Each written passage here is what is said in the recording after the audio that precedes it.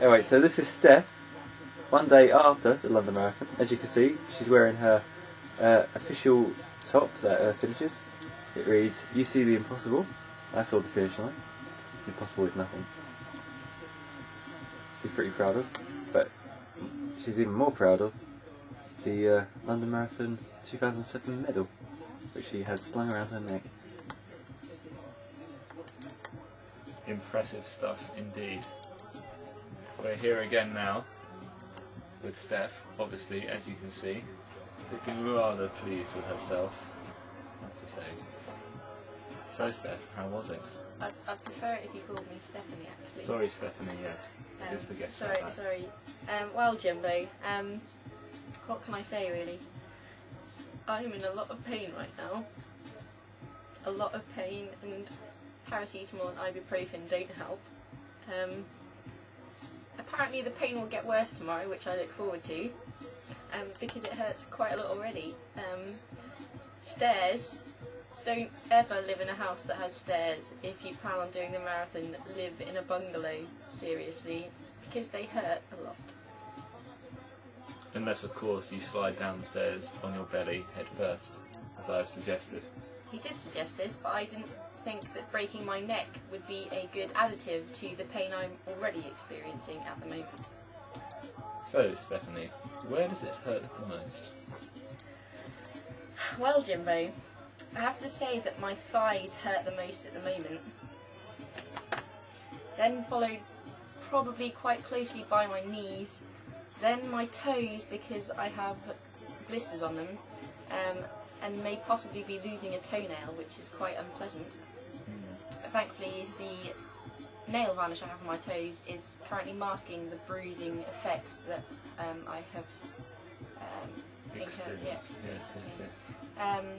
Also, I've got sunburn on my shoulders from where I didn't put sun cream on my shoulders, so that stings a bit, and also from wearing the vest in the hot, sweaty climate of the marathon has left me with chafe marks, pleasant, I know, under my arms as well. So, all my body hurts actually, but mainly my legs, as you can imagine, as they were the hard. Apparently, random fact, you do on average 52,000 steps during the marathon and burn off 2,600 calories. Some random facts for you. But considering I'm shorter than probably the average individual, I imagine I did quite a few more steps. Quite a few more steps, because you normally do about 2 to 1, don't you? Yeah. Yeah. Interesting stuff. It is interesting stuff, isn't it? And I thought you would all want to know that. Though I'm quite proud of the fact that I didn't walk any of it. So, I'm proud of that. Okay, tell us a little about the start of the race and your adventure on London's wonderful transport network. Wonderful would be the wrong word to use. I hate London transport, and I don't know how you're going to cope with the 2012 Olympic Games if you can't organise one day transporting people from Canary Wharf on the London Docklands Light Railway to Greenwich. Yeah. I mean, 2 trains arrive packed full of racers, and they're both told to get off and join the platform already packed with other runners, and then an announcement comes over the tannoy to say that all the trains have in fact been cancelled to Greenwich because of a failed train further up the line. We're told then that we have to go back to central London and find another route to get to Greenwich, by which time we made it to Greenwich after the start of the race, so we were half an hour late. So yeah, we had to start the race after the start gun had already gone and after every single person had left the start line. So we had to work our way through from the very back of the field past all of the slower runners and the walkers. So it was quite frustrating. This was 2 trains worth of people, was it, who started? Three trains worth of people that were told to get off and find another way there. Well, yes, Mr. Thomas Casey, my colleague, and I can sympathise fully with your predicament. And yes, it was most frustrating to be charged £4 to ride 2 stops. I can imagine. Although I account that more to your Oyster card scheme. It's not my scheme. I don't think any. Your Oyster card scheme rather than my day rail card. Okay. Anyway, So you did rather well, didn't you? Even though you did start right from the back, because we saw you and you were sort of in the top third. We thought. I did do quite well. I definitely came in the top half of the marathon runners. I came 175th in my age group between 20 and 24 year olds, and I came 3,277th in the women that were running, so I was quite pleased with that, considering I had to use up a lot of my stored up energy trying to get through the slower crowds at the beginning. So yeah, I'm happy with that, and I completed it in 4 hours 29 minutes and 19 seconds, according to my dad, because he looked it up on the net. So as we all know, it was a rather hot day, wasn't it, in London? It was very hot. Yes, hot, dusty, sweaty, Busy. busy, very Humid. busy. Very humid. Very humid. Yes. I combated this problem by, after about mile 13, instead of drinking all the water that I got from the water bottles along the way, giving myself small showers every now and again, so just tipping water over my head, which made me look like I was really, really sweaty. It wasn't sweat. There was some sweat involved, but it wasn't all mine, it was water as well.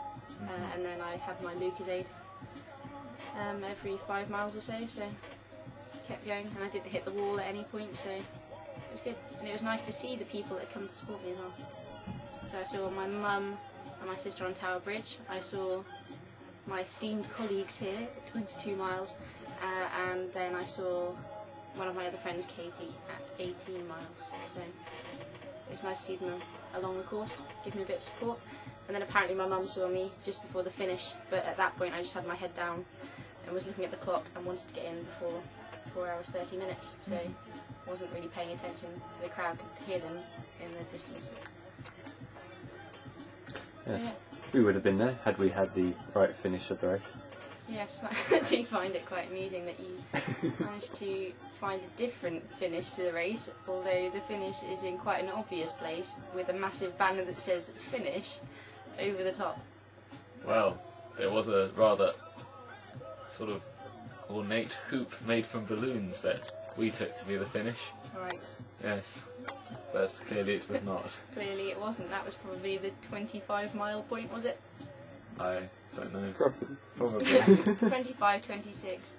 The best part was seeing the 800-metre sign, though, when I got to the end, because I had absolutely no idea where the 26-mile point was going to be, and then I just saw a sign that said 800 metres, and I thought, well, actually, I wanted to cry when I saw that 800-metre sign. I was like, I'm almost there, and I've been running for 4 hours, 28 minutes, whatever it was, and I just wanted it to be over.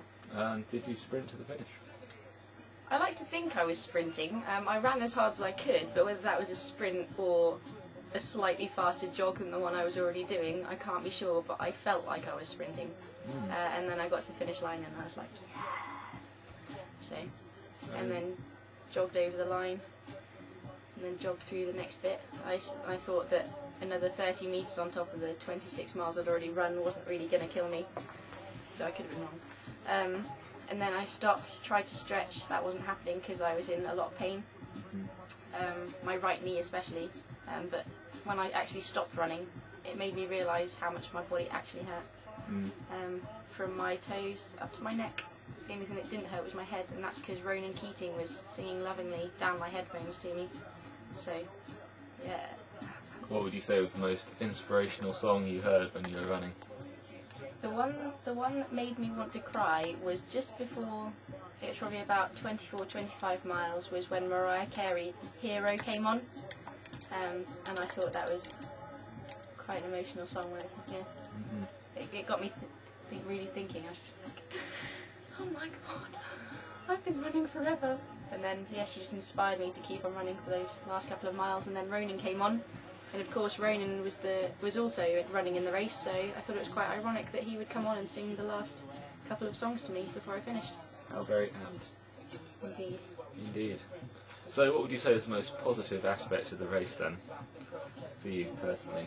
The most positive aspect have to be completing it and having the medal put around my neck at the end.